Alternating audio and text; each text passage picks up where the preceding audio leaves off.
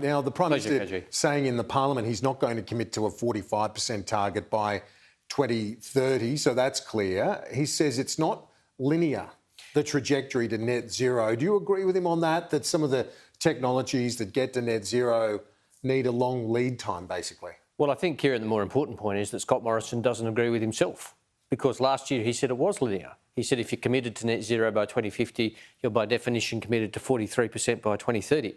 Angus Taylor said exactly the same thing. So they're making it up as they go. I mean, this is a rolling farce of policy on the run. And the problem the Prime Minister and Minister Taylor have got is that because when they were launching a tax on net zero by 2050, they said things which now they're trying to retrofit into a position they're trying to get to within the government. I haven't seen anything this dysfunctional for a long time, and I've seen a fair bit of dysfunction in this building over the years. This is the worst. But Labor got into your own trouble at the last election by retrofitting after setting targets. You won't do that this time, but do you have some modelling to underpin your own goals? Well, we've got a lot of modelling we can call on. We can call on the BCA modelling released last week, showing a big increase in jobs and investment from net zero at 2050. We could call on the Accenture modelling commissioned by News Limited, the owner of this network, which also is arguing for net zero by 2050. And of course, we can also draw on our own analysis, which we'll release when we release policies. Will you commit to, I know we're talking about the government, the net zero, but I guess people are very interested in what Labor's going to do as well in terms of that midterm. The PM won't commit to a target, but the projections will beat the current targets. My understanding is it's somewhere between 33 and 35%. Would you say look at those projections and say, OK, well, we'll have that as our starting point, have that as the target? Well, we've said that we will, of course, outline a very strong roadmap to get to net zero, but we want to give the government the chance to get it right. All the evidence is that they're not getting it right, with the Prime Minister saying what he said today. They've got to increase the medium-term target that they take to Glasgow. It's 26 to 28. That's Tony Abbott's target, and that was designed to match the United States. All the rationale and the reasoning behind that target, to the degree there was any, has disappeared. It's all gone. So they should increase the target, not some sort of vague projection, a vibe, as Anthony Albanese has called it, but, you know, a target is what the government and the country are striving towards. Now, Scott Morrison says you can't have targets without policies. I actually agree with him on that, but you've got to have both. He uses an alibi not to have either.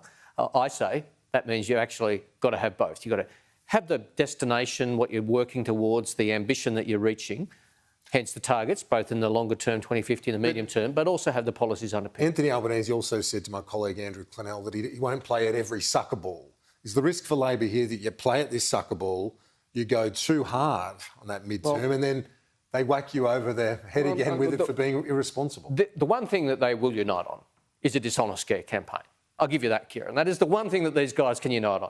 The so-called alleged modern Liberals who just voted against net zero by 2050 in the House of Representatives and the climate change deniers, they'll all coalesce around a scare campaign, just as they did last time. I mean, Dave Sharma was out campaigning against electric vehicles at the last election.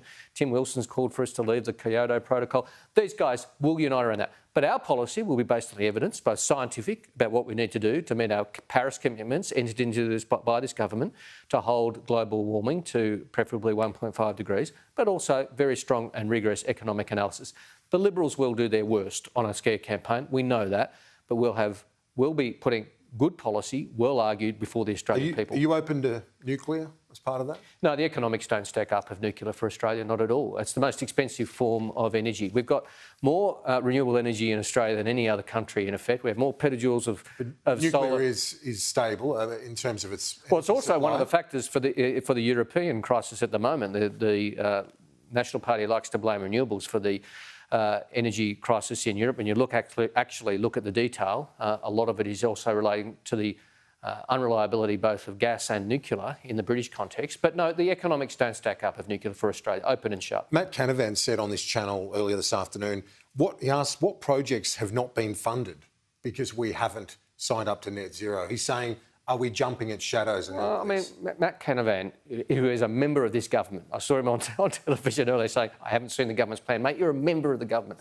But it's not about projects not being funded. It's about missing out on the investment, on the job-creating opportunities for Gladstone, for all up and down Queensland, for the Hunter Valley. The areas that have powered Australia for so long are the same areas that will power Australia as a renewable economy, Australia's regions. And he and his colleagues are betraying rural and regional Australia as they try and pretend that decarbonisation isn't happening and not taking the jobs opportunities from that investment framework that net zero by 2050 effectively is. The PM made the point in the party room today, there are national security reasons for moving to net zero, that we've never relied more on our Western alliance. Do you agree with him on that? Because our allies are doing it, we've got to jump on board too? Well, not only do we agree with him, we said it. We've been saying, I mean, we welcome him agreeing with us. Anthony Albanese made this point in his speech on the anniversary of ANZUS.